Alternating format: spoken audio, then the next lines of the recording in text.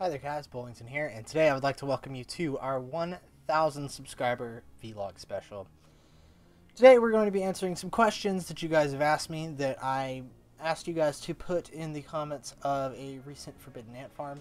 And since we're at 1,000 subscribers, we're doing this face to face, so you guys can take a look at this beautiful sexy mug the entire time while we answer these questions. First off, I would like to say a couple things about myself. My name is Cole. I'm 20 years old, and I am a student at a community college in the town that I live in. And you guys all know me as Bowlington, so that's who I've been to you guys for a year. Now we're actually putting a face with the voice, and actually on the note of the voice, a couple people have asked me why my voice is a little bit higher than you would expect. The reason is because my voice actually isn't as high as it sounds like in my videos. When I go into ScreenFlow, when I am in post, I'm editing the video that I've recorded, I do a process that's in ScreenFlow called noise reduction, which is exactly what it sounds like. It's removing background noise, it's removing wind that's going past the microphone, it's removing the sounds of my CPU when I'm playing, stuff like that. But in addition to doing that, it also raises my voice by like 2 octaves, so it's a lot higher than I sound in real life. But yeah, that's a little quick note that I wanted to put in there. But we are at 1,000 subscribers, which is absolutely incredible. And we are going to be answering the questions that you guys have asked me. So we should roll right on into that. The first question that we have comes from the B-Man712, and he asks, what is your favorite series and why? Gotta go with Extreme Ant Farm Survival. It's pretty much the series that launched my channel. I have put more time into that map than probably anything else I've ever done. I can't really say that because I've put more time into the Elder Scrolls games than I have into Extreme Ant Farm Survival. But I have put many hours into Extreme Ant Farm Survival, and I've had a lot of fun playing that. So that's probably what my favorite series is. The next question comes from Neo Shadow King, and he asks, where do you see yourself 1 year from now, YouTube-wise? Well, as I've learned from my experience on YouTube so far, YouTube is very, very, very based on luck, and it's not really something that you can predict. You can't really expect anything from YouTube. You can only look at the numbers that you're given, which is on YouTube Analytics and places like socialblade.com. You can only make predictions based on what you've got. So based on what the numbers that I have in front of me, not literally in front of me right this second, but based on the numbers that I have provided to me, I would expect to see myself at around 2.5, maybe 3,000 subscribers by the end of 2013, which is totally fine. It could be more, could be less. You have no way of predicting what something is going to be, how it's going to turn out in the grand scheme of things. So, only thing you can do is wait and see how it goes. But our next question comes from Palmer Troll, and he asks, "Do you have any pets?" The answer is yes. I have 3 pets. I have 2 dogs and 1 cat. And I keep accidentally hitting the microphone because I don't have a whole lot of room right here. This microphone is taking up a huge area in front of me, so I have to like be careful about where I put my hands and stuff like that. So that's kind of an unforeseen speed bump, but something that I can kind of work around. But as I was saying, I have 2 dogs and 1 cat. My cat is a Siamese... what is she? A Siamese tabby mix or something. She's about 12, 13 years old. We've had her for about 9 years or so. And she was actually a rescue. Showed up on our doorstep one Christmas, and we took her in from there, and we've had her ever since. Our other 2 pets are 2 purebred cardigan corgis.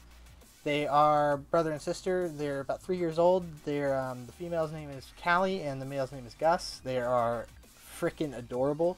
So if you have no idea what a corgi is, feel free to go look them up. It's spelled C-O-R-G-I, and we have the cardigans, so they're black and white and brown, and they have tails, which is the main separator between the Pembrokes and the cardigans is the tail. So we have the cardigan variety. We have 2 of them, and they're freaking awesome. So if you don't know what corgis are, go look them up because they're awesome. but got a little bit excited about my peps. But moving on, we have a question from Avatar 368, and he asks, besides Minecraft and Dead Space, if you could live in any video game, what would it be? Well, you can go ahead and cross Dead Space right off that list, because Dead Space would probably be the last place that I would want to live, because the entire universe is completely just screwed up. Like, everybody's insane. You got necromorphs, you got unitologists, you've got just all this stuff. No Dead Space. Not now, not ever, not happening. So you can cross that one off. If I had to pick a game, it would most likely be it'd probably be Skyrim.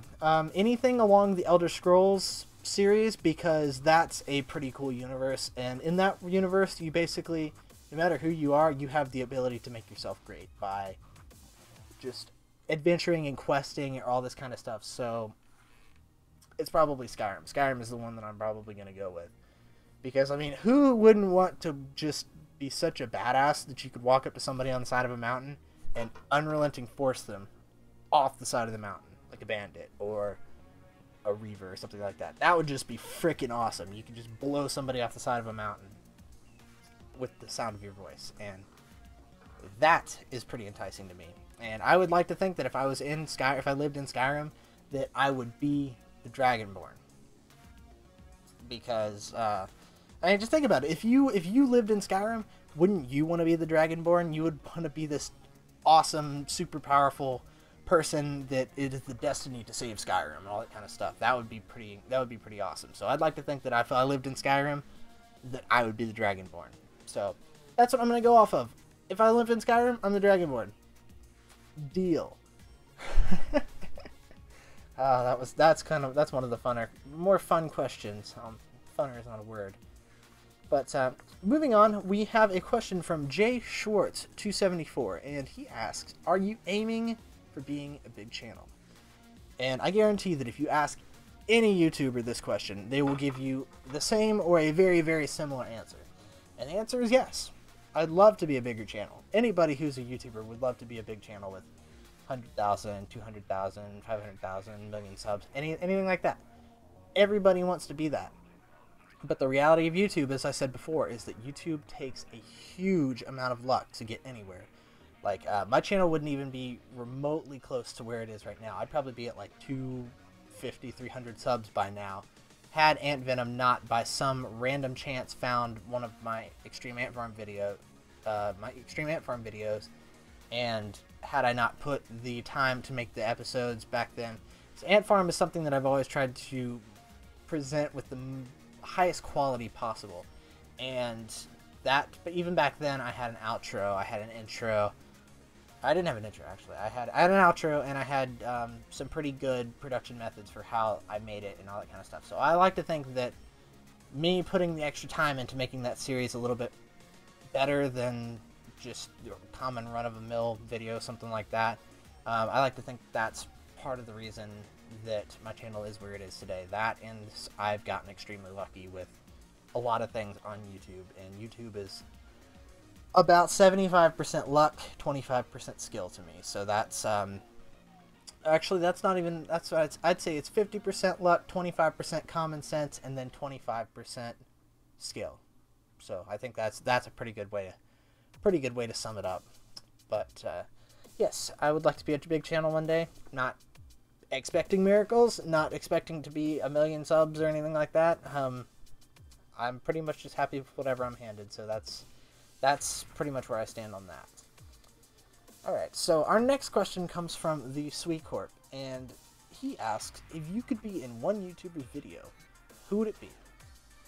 Well, if I left that question up to you guys, most of you guys would probably say Ant Venom. And Ant Venom is a pretty good choice, because I feel like he'd be a pretty easy person to do a video with. I feel like I have a fair amount of me and him would have a fair amount of chemistry, and it would be fairly easy to do a video with.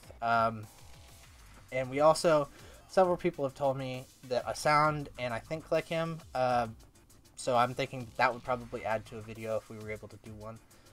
But If we sound the same, that could cause an issue in videos of people differentiating who is talking, whether it's me or him. And if that turned out to be a big issue, I would probably pick Captain Sparkles as my second choice, just because I feel like he's a pretty down-to-earth dude, and I think he would be a pretty easy person to work with, as far as making a video goes. So yeah, that's pretty much my answer. Ant Venom is a good choice. Captain Sparkles is a good choice, but those are not the only choices by any means. There are plenty of other YouTubers that I'd like to be in a video with, but that's just only time will tell whether any of that ever comes to fruition. So yeah, moving on. We have a question from Lonely Human 1121, and he asked, "Do you have legs?" Yes, this is one of them. I have another one over here on the other side, and it's actually resting on the floor, connected to my waist where my other one is. So I sometimes use my legs to walk around. I sometimes use them to support my weight when I'm standing places, when I'm leaning up against walls. Yeah, I guess I've got legs. So there you go, I have legs. Question answered. Our next question comes from Mr. ZagF, and he asks, "Who is your favorite YouTuber?" This is one of the questions that I was kind of reluctant to answer because I don't like any one YouTuber above any others. I like different YouTubers for different reasons. Things like their voice, things like the games they're playing, the way they present themselves, their opinions. Just there's a lot of different stuff, and I could sit here for 2 hours explaining how to categorize different YouTubers in different ways and stuff like that, but I'm not going to do that. If I had to pick one YouTuber that I pretty much don't miss videos from, it would have to be NerdCubed. He does pretty good videos. He's a funny dude. He's got good edits. Me and him basically agree on most things as far as gaming go, like hatred of EA, hatred of DRM. Just I could go. That's another thing I could go on and on is the similarities in political view, things like that, between me and NerdCubed. But NerdCubed would probably be my choice if I had to pick one YouTuber. So there you go. So we will move on to our next question from Bobby Theodosiadis. I believe I said that correctly. And he asked, "How did you get into Minecraft?" Well, originally I got into Minecraft because of a friend that I had named Will, and we used to always go over to his house and hang out. And he had a cool house. He had video games, and his mom let us do whatever. We could eat whatever we want. We could stay over whenever we want. It was pretty awesome. So he just, every now and then, he'd start talking about this game that he's been playing, Minecraft, and he'd be explaining this base that he was building and just all this stuff. And I had never, up at that point, I had never ever seen Minecraft. I'd never seen gameplay. I'd never seen anything about the game. So I really had no context as to what he was explaining. So he's explaining all this stuff, and I'm like, wow, that sounds interesting. But I have no idea what the hell he's talking about. And then eventually he found a way to get a cracked version of it. So he passed that along my way. And this was so I could try out the game. I played the cracked version for 2 hours. And at the end of those 2 hours, I deleted the cracked version and went right to the Mojang store and bought the game because it's so worth it. And in those 2 hours, I saw the potential of gameplay that I could get out of.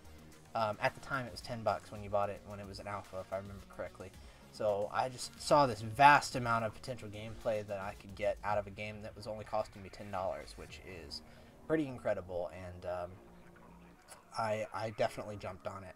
So I got hooked onto Minecraft from my old friend Will, and me and that group of friends, we had a falling out right before I started my YouTube channel. So we stopped playing for a while, and then it came back in as something that I wanted to play, and from there it just kind of snowballed all the way down, and then here I am 1,000 subscribers later. So that's how I got into Minecraft. I may have told that story before, but I really didn't see any harm in telling it again. But yeah, so that's how I got started in Minecraft. Our next question comes from Logolator, or Logolator09, I believe. I think it's Logolator, but I apologize if I get that wrong. Said, "What is the reason that you started making YouTube videos?" The reason I started making YouTube videos is because I wanted to originally show off my stuff that was happening to me in Battlefield 3. Like, I was an above average Battlefield player, so I was doing had a lot of stuff happen to me that was pretty awesome, like only in Battlefield moments and stuff like that. And I wanted to record that so that the guys in my clan could see all this awesome stuff that was happening. So I started out making a few montages, clip shows, stuff like that, showing awesome kills, just Battlefield stuff. So that's where it started. And then I was playing Minecraft at the time, and I wanted to show off some of the stuff that we were doing on our server that we had, and it just kind of snowballed from there, and here we are 1,000 subscribers later. But that's pretty much how I got started doing YouTube. I just honestly kind of fell into it. That's kind of the way it happened. Alright, so our next question comes from Daspies, who asks, what are some suggestions that you would give to someone who wants to become a YouTuber for gaming? That's probably the most asked question that YouTube commentators get is, what are suggestions that you have for someone who's trying to get into what you're doing? First off, don't go into YouTube expecting to make it big. The ratio of channels that exist versus the ones that make it big, it's a huge ratio. So it's just, YouTube requires a huge amount of luck, and it's not something that you can bank on. You can't go into YouTube saying, I'm gonna make 1 million subscribers at this date or at this time or any of that kind of stuff. You can't go into YouTube with that kind of mindset, or you're gonna fail. It's like a 98% chance if you go into YouTube with that mindset, you will fail. The next thing that I would say is that you need to have the best quality possible. You should be doing everything in your power to make your quality better. Just anything that you can think to do. If your sound is staticky, find a way to reduce your background noise. If your sound is getting breath into the microphone, buy a pop filter. If you find a program that will increase your production value, buy the program. Do that. Anything in your power that you can to make your quality better will help your channel. So that's definitely something you should focus on, is making the highest quality content that you possibly can. The other thing that I can't stress enough is thumbnails are important. The better your thumbnails are, the more likely you're going to get a click, and the more likely if you have high quality video for that thumbnail, it's more likely that after that click you're going to get a sub. So quality, go into YouTube for a hobby. Do not go into it for the money, or else you will fail. So there you go. Use your common sense. Be smart. Don't start YouTube for the wrong reasons. And quality. So go for quality. Go for gold. It's pretty much the best way I can say that. And just the last point on that one is, do not do things to exploit the system, like bots, sub for sub. That stuff doesn't work. YouTube is about views, not subscribers. So the more genuine subscribers you have, the more genuine views you will have, the better you'll be. Because if you have botted views, if you have sub for sub, all that kind of stuff, and you go to join a network to try and start making some money, you will get rejected instantly. So don't do that. Do not do botted views. Don't cheat the system. And pretty much my personal tip that I feel all YouTubers should do, but it's sadly a rare trait in the YouTube community, be honest. Just don't lie to your audience like you're some corporation saying something just so that they can make more money.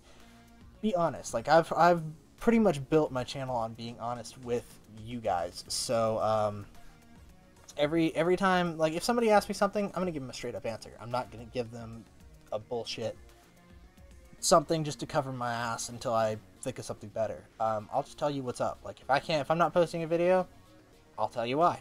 Be like, my dog died, or I'm sick, or something like that. It's not gonna be bullshit. It's not gonna be that one. It's just real. There's no point in lying to your audience, because your audience is your YouTube channel. Your content and your audience is your YouTube channel. So honesty is very important. Definitely should be honest with yourself, be honest with your subscribers, and you will most likely succeed. So there you go. The next question that we have comes from Chris Demas, and he asks, will you ever play with Ant Venom? That's pretty much up to him, because his channel is at the size where it's pretty much impossible to get in contact with him unless you know somebody or you know them personally. because you can't contact their channel through YouTube. Sometimes you can contact them through their forums or their website or on Twitter and stuff like that. Sometimes it gets through, but 95% of the time, you're not going to be able to get through to that larger YouTuber. It's YouTube economics. You can't do it. It's very, very difficult. So if he wants to make a video one day, then I am all in. I'm down, but that's entirely up to him. So only time will tell on that one. And my cat has decided to annoy me. So our next question comes from One Does Not Simply, and he asked, do you like sports, and if so, what is your favorite? I do like sports. When I was younger, I played soccer and I played baseball for a combined... actually, I played soccer for about 9 years and I played baseball for about 10. I didn't continue that in high school. I wasn't into playing sports at that time, so I didn't play many sports in high school. I did PE and all that kind of stuff to stay in shape, but and it also helped that my high school had like 30 or 40,000, literally 30 or 40,000 steps. There are staircases everywhere. It's like a 3-story tall building, and some of your classes are on the bottom and on the top. So you go up and down and up and down and up and down stairs, and you stay in shape just basically from going to class. So that's how I stayed in shape, not playing sports. But now that I'm in college and I'm an adult and all that kind of stuff, football, American football, mind you, is one of the big things. It's, as far as sports, it's filling the void for sports these days. And I live in the town of the team that I go for, which is usually how sports fans work. You root for the team that you live in or you live near or whatever, and I live near Florida State University, so my team in football, college football, is Florida State University, the Florida State Seminoles. So that is what my favorite sport is at the moment, is college football, and Florida State is my team, so go Noles. But yeah, so that's pretty much that is my view on sports and favorite sports team and all that kind of stuff. And that brings us to our last question. And our last question comes from Bloopy69, and Bloopy67, and he asked, how's the love life? Well, I can tell you that I almost didn't put this one in. But at the last minute, I kind of thought about it, and I was like, I might as well answer it just for the shits and giggles. Love life is good. It's a little slow at the moment, but it's good. I currently don't have a girlfriend, if that's what you were wondering. Always looking, but just as of now, have not found my perfect match, have not found the one or anything like that.